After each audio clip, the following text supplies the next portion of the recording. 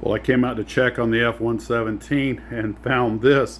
That was unexpected. I forgot this Aztec putty takes the shape of whatever. Well, I had it up in the wheel wells, and since I left it there overnight, it just oozed on out and dropped on the table. Oh my gosh, totally forgot about that. Welcome to Max's Models. I'm Max. We have the Halloween version of the Gear Bay horse. Vampire Planet.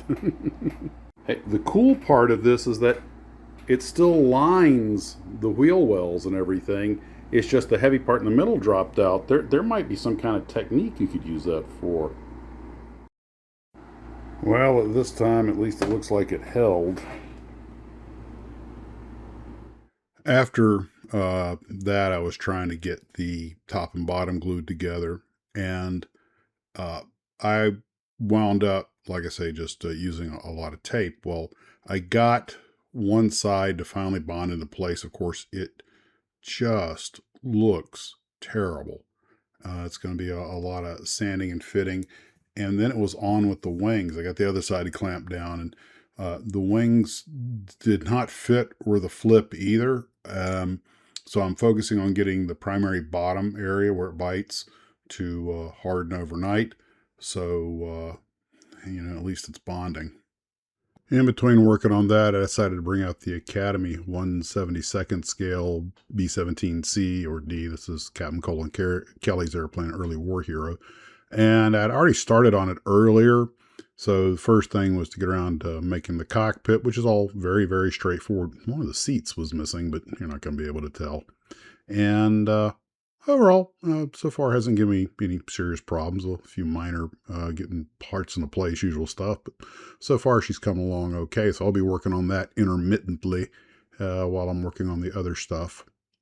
Then I came back in the house, got back to work on the Stewart M3, and was able to, by using a generous amount and a couple of coats of CA glue, I was able to get the vinyl tracks to finally bond properly, and did some test fitting there.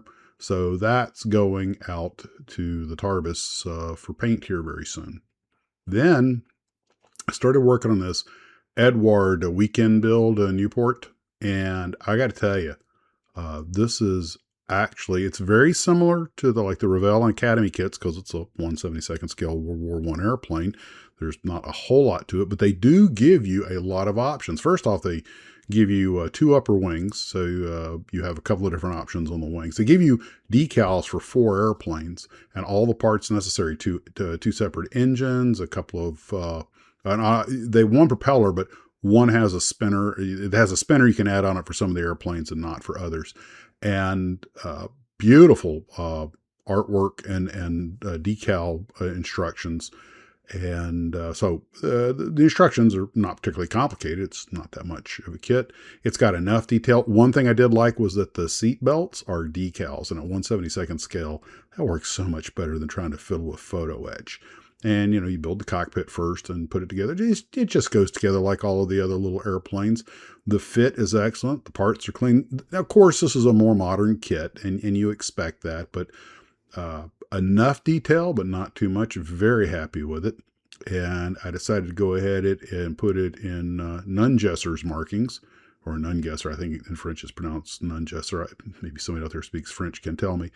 But I just decided to go ahead, since Nungesser did not put the roundels on top of his wings, which kind of makes sense. Why literally put bullseyes on your airplane? He did put them on the underside, but the tail decals, some of the best fitting I've ever had, which is rare for those fin decals.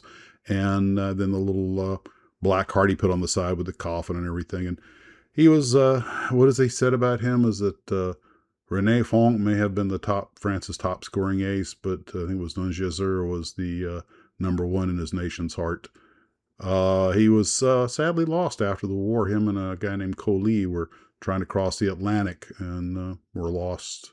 No one ever found the airplanes. So I don't know if they were lost or at sea. There's some small evidence to show they may have actually made it to Nova Scotia and gone down there in the fog, but we'll probably never know for certain. But once I got that done, I brought it out to the shed, got it dull coated, also dull coated the skid fizzids, and started taking some pictures for the armor build. And then I got to work on painting the honey, and it's coming together nicely. A little difficult because all the equipment on there.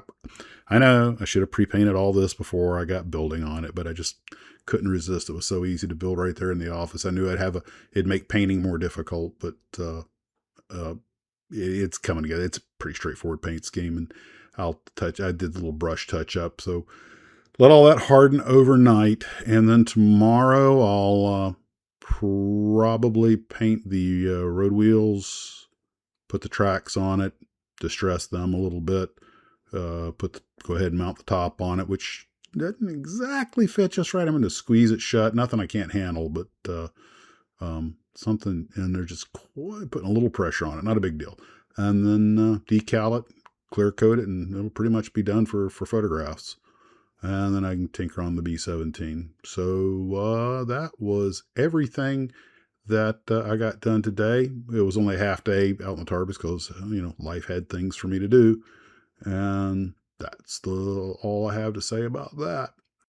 All right, guys, you take care of yourselves. We'll talk to you later. As always, model on.